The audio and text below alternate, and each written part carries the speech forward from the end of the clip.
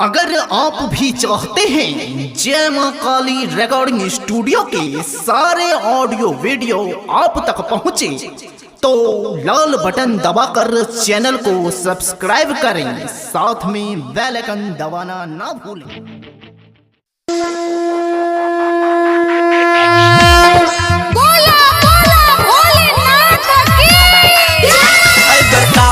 अभी आप सुन रहे हैं जय मां काली रिकॉर्डिंग स्टूडियो फुलपरास चौक से। चढ़ाएंगे डीजे चंदेश्वर पंडित फुलपरास चौक, डीजे चंदेश्वर पंडित फुलपरास चौक। डर लागे हमारा रे दिन रे दोपहरी, हाँ हाँ चोर गइल बा सावन के सोमवारी।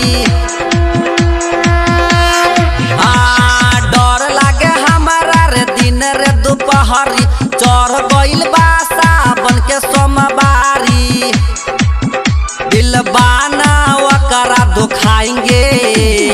बोल बम अइबे सावन में हम कामर लेके जाएंगे, देव घर में जल चढ़ाएंगे।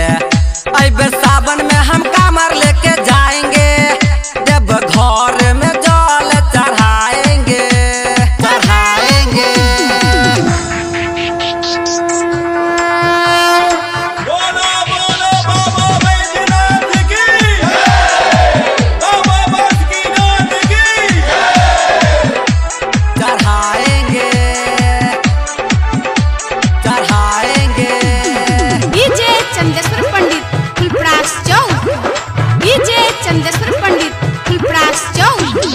सुल्तानगंज में जल भर लाएंगे, कमर सजा के देव घर जाएंगे, कमर सजा के देव घर जाएंगे। सुल्तानगंज में जल भर लाएंगे, कमर सजा के देव घर जाएंगे। ताजा ताजा फूल हम बाबा को चढ़ाएंगे, ताजा ताजा फूल हम बाबा को चढ़ाएंगे। रोज दूध से नहलाएंगे। अइबर सावन में हम कामर लेके जाएंगे, देव घर में जल चढ़ाएंगे।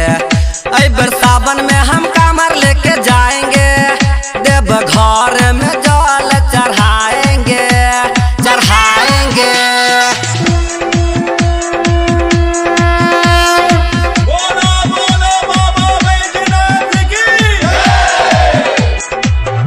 चंदेश्वर पंडित फुलपरास चौक, डीजे चंदेश्वर पंडित फुलपरास चौक।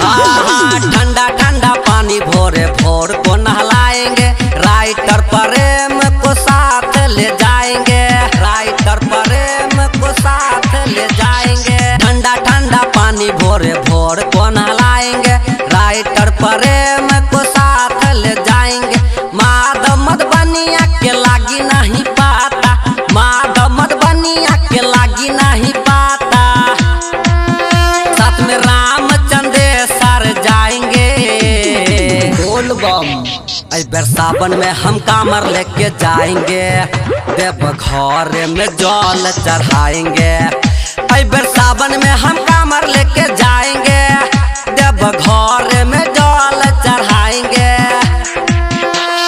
डर लागे हमारा रे दिन रे दोपहरी, चोर गइल बा सावन के सोमवारी।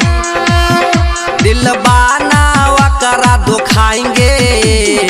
बोल बम अइबर सावन में हम कामर लेके जाएंगे, देव घर में जल चढ़ाएंगे। अइबर सावन में हम कामर लेके जाएंगे, देव घर में जल चढ़ाएंगे। डीजे चंदेश्वर पंडित फुलपरास चौक।